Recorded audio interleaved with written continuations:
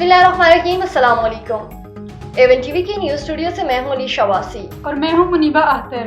शामिल करेंगे news headlines. Karachi में हैवी ट्रैफिक से एक और हादसा। जेल चरंगी पुल के करीब डंपर ने मोटरसाइकिल सवार को कुचल डाला। जहां बहाक शहरी की शिनाख्त 35 साल के गुलशन रशीद के नाम से हुई। मुश्तइल अफराद ने सड़क से गुजरते 5 वाटर टैंकर्स को भी आग लगा दी। पुलिस ने डंपर तहवील में लेकर ड्राइवर को गिरफ्तार कर लिया। वजीर दाखिला सिंध ज़ियाउल हसन लंचार का नोटिस रिपोर्ट भी तलब कर ली गई।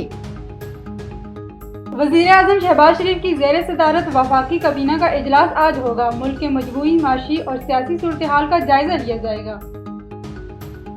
पाकिस्तान में 40 अरब डॉलर की सरमायाकारी हुशाइन, निजी शोबे में 20 अरब डॉलर की सरमायाकारी होगी। सेहत, तालीम, नौजवानों और दीगर शोबों में तरक्की का नया बाब खुलेगा।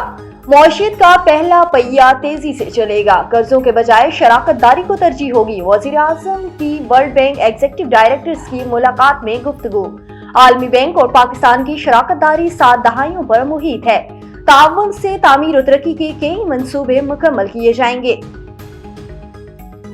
पाकिस्तान, चीन और अमेरिका में पुल का किरदार अदा कर सकता है। म्यून सिक्योरिटी कॉन्फ्रेंस के मौके पर chairman People's Party Bilawal Bhutto का जर्मन मीडिया को इंटरव्यू। कहा, भारत को चीन के मुकाबले में लाने से हित्ते में ताकत का तवाज़ुन बिगड़ेगा।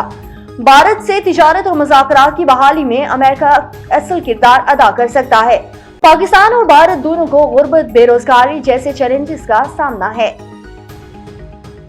और नवाज शरीफ को गलत निकाला गया। नवाज शरीफ को जनरल बाजवा ने निकाला। साकिब नैयार सहूलतकार बने। शेर अफजल मरवत की खुलकर गुफ्तगू। जैसे नवाज शरीफ को समझ नहीं आई क्यों निकाला, वैसे मुझे भी समझ नहीं आई कि पार्टी से क्यों निकाला गया। बानी कहते हैं कि जहन में डाल लिया, अब उनकी जगह लेना चाहता हूं। बानी इस्तीफा देने का कहेंगे तो ताखीर नहीं करूंगा।